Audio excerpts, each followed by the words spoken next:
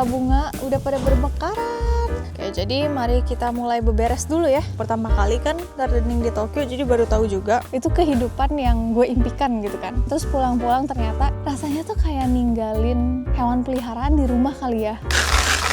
Oke, ada cacing tanah guys. Seperti biasa, masukin 2 jari. Hai guys, selamat datang di videonya Diara Natania. Dan hari ini kita finally gardening pertama di tahun 2026, meskipun udah agak telat ya. Dan hari ini ada Padok juga yang akan bantuin. Banyak yang mau dibahas sih sebenarnya. Pertama-tama lihat dulu sudah seberapa gondrongnya garden saya ini ya. Ini rumput-rumput tuh udah panjang-panjang banget. Jadi kita pengen potong-potongin hari ini. Di sini bunga-bunga udah pada bermekaran. Ini tuh bulan Mei sekarang. Ya, jadi tugas kita pertama membabat habis semua rumput-rumput liar. Terus kedua, kita mau mulai gardening untuk tahun ini, tapi akan banyak perubahan dan akan gue bahas pada saat kita gardening aja kali ya nanti. Ini tuh garden frame yang kita pakai di tahun lalu. Ini salah satu kesalahan yang gue buat sih, karena baru pertama kali kan gardening di Tokyo, jadi baru tahu juga kalau di sini tuh lembab luar biasa. Dan karena di sekitaran sini tuh banyak yang nanam-nanam segala macam tumbuhan ya, jadi kayak benih-benihnya tuh terbang-terbang ke sini dan jadi numbuh gitu loh di garden kita.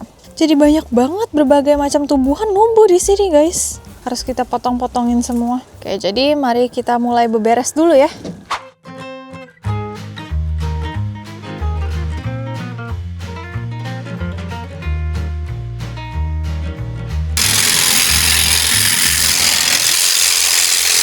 Dan sekarang Padok lagi bantuin untuk masukin ke kantong sampah untuk nanti kita buang. Terus sebelum lanjut untuk menanam-nanam, gue pengen ngobrol dulu sebentar ya soal gardening ini, karena sebenarnya udah banyak banget sih yang nanyain kayak, Kak Diara kapan gardening lagi gitu kan. Cuma masalahnya jujur sekarang rada susah karena gue tuh suka banget gardening. Kalau misalnya gue disuruh pilih satu kegiatan yang bisa gue lakukan berhari-hari, setiap hari, dan uang bukanlah masalah gitu ya, gue tuh pengen banget bener-bener udah punya garden kecil di belakang rumah. Terus gue pelihara ayam, gue pelihara sapi. Terus setiap hari kita masak dari sayur-sayur kebun. Itu kehidupan yang gue impikan gitu kan. Gue pengen banget gardening, lebih dari yang sekarang gitu. Tapi kan masalahnya gue masih kesibukan lain. Padok juga punya kesibukan lain. Kita masih kerja gitu, punya pekerjaan di bidang lain selain gardening ini kan.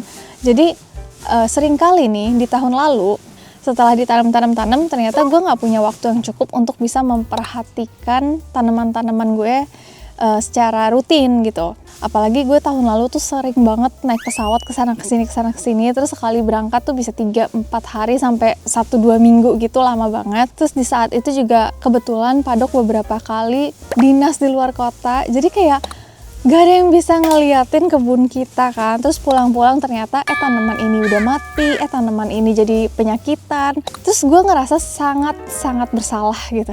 Rasanya tuh kayak ninggalin hewan peliharaan di rumah kali ya. Kayak berhari-hari terus pulang-pulang dia jadi kurus gitu. Rasanya tuh kayak gitu. Gue jadi sedih banget kan. Makanya di tahun ini sejujurnya gue tuh rada galau. Mau mulai gardening lagi nggak ya? Soalnya kalau misalnya gue udah nanem nih, terus ternyata banyak kerjaan yang mengharuskan gue untuk terbang sana sini, ninggalin bayi-bayi gue ini, bayi-bayi tanaman gue ini, gue nggak tega. Jadi mendingan nggak usah tanam aja sekalian gitu kan. Tapi setelah dipikir-pikir, pengen sih kayak nggak bisa deh gue nggak gardening sama sekali.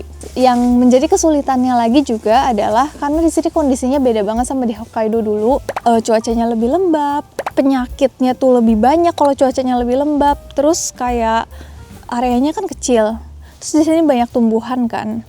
Jadi banyak serangga yang membawa penyakit juga. Tumbuhannya gampang berjamur. Jadi kemarin itu gue kan nanam-nanam di sini. Mataharinya kencang dan suhunya hangat. Jadi tumbuhan yang tumbuh di Tokyo ini itu lebih masif gitu daripada di Hokkaido. Kalau di Hokkaido tuh biasanya dia tumbuhannya agak lebih kecil ukurannya. Jadi di kotak segini aja tanam 6 tuh bisa muat. Tapi ternyata kalau di sini tuh nggak muat sama sekali karena dia jadi masif. Makanya tahun ini gue harus ganti caranya. Nggak bisa pakai garden bed kayak gini lagi. Padahal sayang banget ya, kita udah gue sama Padok udah investasi ke garden bed ini. Kayak kalau inget video tahun lalu tuh, aduh kita udah berusaha semaksimal mungkin waktu itu, tapi ternyata ini bukan cara yang tepat untuk di area Tokyo. Jadi mendingan satu pot satu tanaman, jadi kalau misalnya tanamannya udah gede bisa diganti langsung potnya atau digeser aja gitu potnya supaya pohonnya tuh lebih muat gitu loh. Ini nggak akan gue buang dulu, gue diemin dulu di sini. Siapa tahu nanti akan kepake kan di masa depan, jadi gue diemin dulu tahun ini. Tapi tanahnya akan gue pakai untuk pot baru gue. Tadi gue udah beli pot. Tahun ini gue nggak akan nanam terlalu banyak, jadi mungkin akan membosankan dan nggak akan banyak video gardening. Tadi cuma beli 4 pohon buat ditanam, tapi gue pengen 4 pohon ini tuh benar-benar maksimal banget gue ngerawatnya. Tapi ya nggak masalah juga sih, seperti yang udah gue pernah bilang di beberapa video yang lalu, hobi gardening gue ini akan berlangsung sangat panjang dan ini akan jadi lifetime project.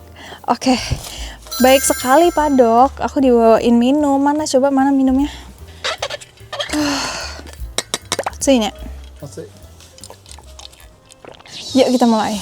Oke, jadi ini dia yang kita sudah beli. Seperti biasa, nggak ada perubahan sama sekali guys. Yaitu terong, aoziso, shiso ya. Terus tomat seperti biasa, dan ada pimang atau paprika kecil. Lalu ini pot yang kita beli 15 liter. Ini untuk terong, karena terong dia butuh akar yang banyak gitu ya, dia serap airnya juga banyak, tumbuhannya akan besar, jadi dia butuh yang besar juga wadahnya. Terus tomat juga sama. Kemudian kalau untuk dia, kita akan pakai pot yang ini yang udah ada. Sebenarnya agak kegedean sih, bisa muat 2 ini.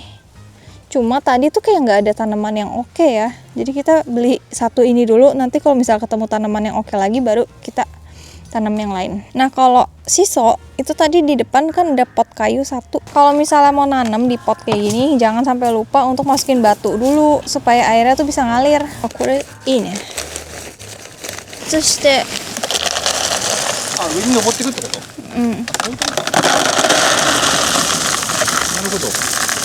Oh, jenjen tariru. Ini batunya kita cuci dulu, kasih air dulu.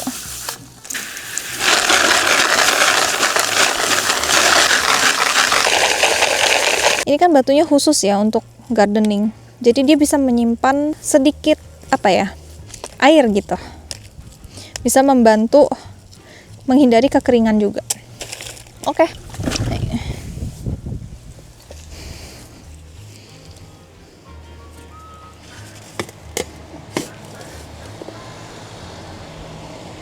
Ada cacing tanah guys. Kalau ada cacing tanah itu tanda yang bagus, berarti tanahnya gembur. Ita. Oh, 早いね意外と。Okay. Next. 全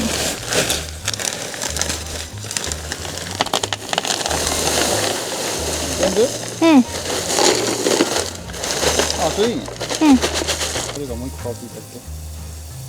多分。いい土だよ。だよね。多分植物が腐ったやつが。Oke. Seperti biasa, masukin 2 jari, balik, pijit-pijit, balik lagi, gemburin dikit, masukin, dan harus ground level. Tuh, tingginya harus sama. Jun sama tomato. Balik, pijit, balik lagi, pijit lagi, masukin. Terus karena ada ininya kita tusuk aja di sini. Shiso, makanannya orang Jepang dan Korea. Balik.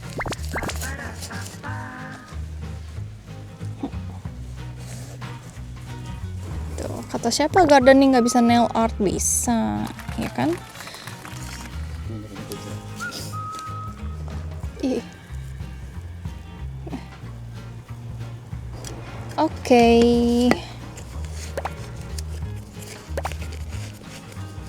Oke, kita pindahin ke area sini deh. Terus kita kasih air, selesai deh. Semoga bertumbuh dengan baik ya, dan ya hopefully gue bisa lebih rajin untuk memperhatikan mereka-mereka ini.